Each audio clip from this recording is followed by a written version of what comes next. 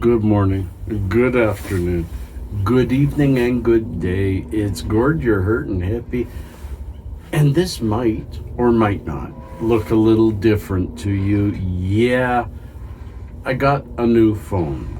It was time to trade up so that my old phone could go to Pasha because his old phone was my original Pixel Zero, Pixel base. And it was falling apart and it doesn't receive updates anymore. So I went out yesterday, renegotiated my contract, and made a pretty good deal and actually lowered my prices, lowered my expenditure, and got a new Pixel 4 XL, which is going to be absolutely beautiful for doing videos. And I'm hoping, like here is the first video I did on this phone. You look at the amount of detail on there, it's incredible. This phone actually has one facing camera this way and two cameras facing the other way, and it uses them together. It's kind of neat. Anyways, friends, if it's worth doing, yeah, it's worth doing well. This is something that my dad taught me, and my dad taught me strong. He would put up with a lot of stuff, but quitting or doing a half-assed job or not completing was something he would have nothing to do with.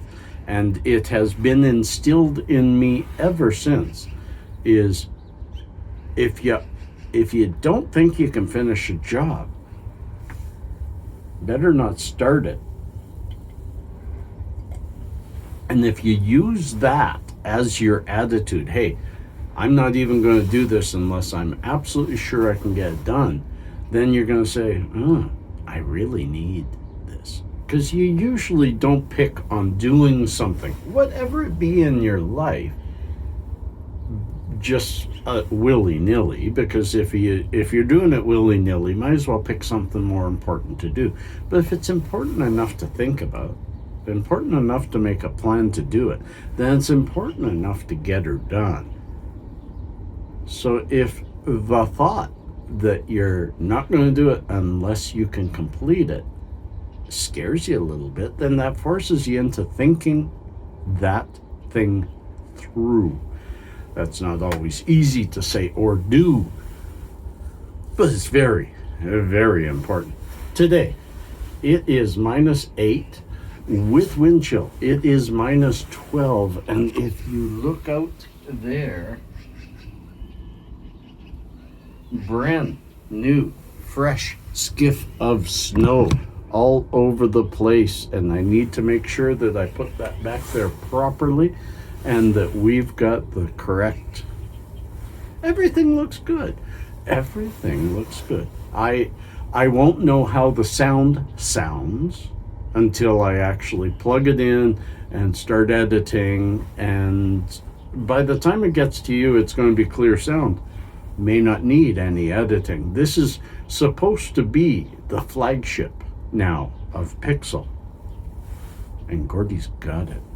Thanks to all of you, I felt I could support keeping a better phone, a better camera. What I use to provide you guys, what I use to provide you with the news is these cameras, these phones. So I might as well have a good one, and if it costs a little extra, which this did not, I'll give you a little bit of advice. If you're in Canada, the big few, the TELUS, Bell, Wind, they're all scared because CRTC, Canadian Radio and Television Corporation, whatever, are initiating a bunch of new rules to bring cost of cellular service down to the consumer. And TELUS, Bell, all of them are worried about losing their current customers. So if you're getting close to the end of your 2-year contract with one of them, think about doing what I did. I just told them, you give me an offer for one of your phones. No, I said Pixel 4. Because I wanted the Pixel. I didn't want any other phone. But I said, you give me a deal. You propose a deal to keep me. Because in 2 months, I can easily move over to Bell and get a phone cheaper, and get my new contract cheaper. So I said, tell us, you offer me. And they said, what would be a good offer to you? And I said, no, we're not going down that road.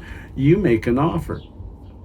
If it is an insult, we'll be done. And in 2 months, I'll move on. But if it's a good deal, then we'll negotiate it to make it a great deal for both of us. It's good for them too. It's how you barter. It's what you do. In today's world, if you can't barter, I don't want to talk to you because I'm not going to buy from you.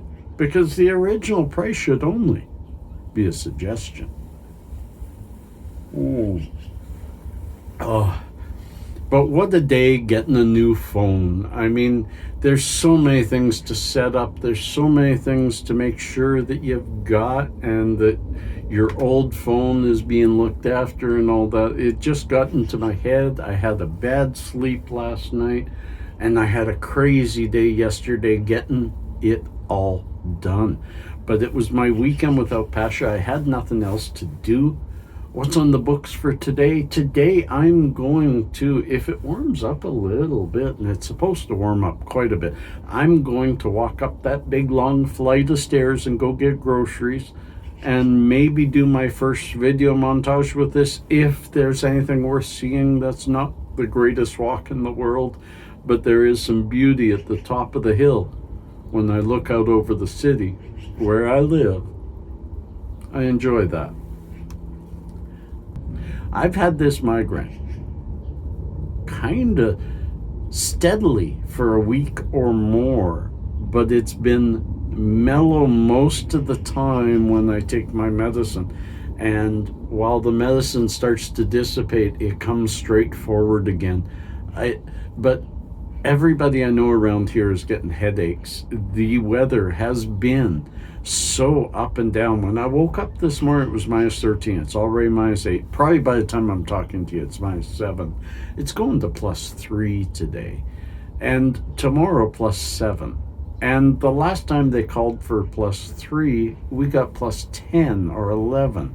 So it's springtime. The weather is all over the place. I do hope you had a good leap day yesterday.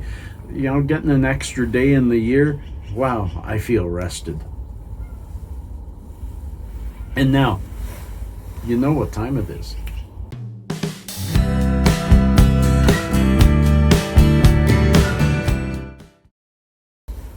Yeah, I got rid of my last little known facts. They were all repeats of previous ones, and I got something new. So I'm going to try this out on you, my friends. Augustus Caesar was the wealthiest man to ever live in history.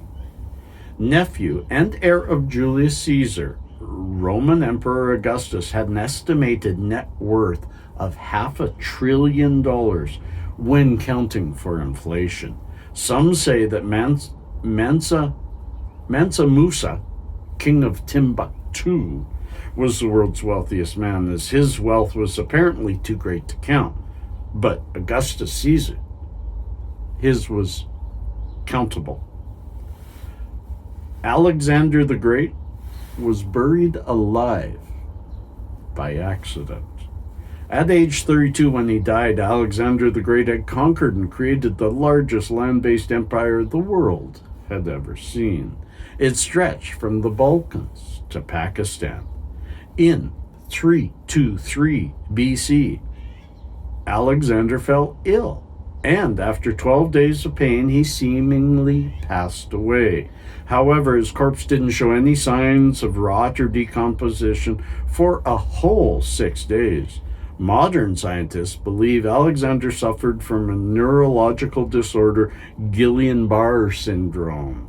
They believe that when he died, he was actually just paralyzed and mentally aware, therefore buried alive. They didn't know. The world's most successful pirate in history is a lady named Qing Shi. She was a prostitute in China. This was until the commander of the Red Flag Fleet bought and married her. But rather than just viewing her as a wife, her husband considered her his equal, and she became an active pirate commander in his fleet.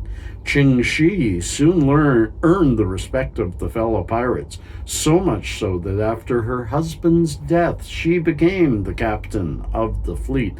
Under Shi's leadership, the Red Flag Fleet consisted of over 300 warships, with a possible 1,200 more support ships. She even had a possible 40,000 to 80,000 men, women, and children. Wow. They terrorized the waters around China. The Red Flag Fleet were such a fearsome band of raiders that the Chinese government eventually pardoned Qing Shi and her fleet just to get them off the high seas. There's a little known fact that's worth sharing, and I hope you enjoyed it. Remember the thumbs up, remember the bell icon, subscribe, and, my friends, look after you. You're the best you I know. Peace.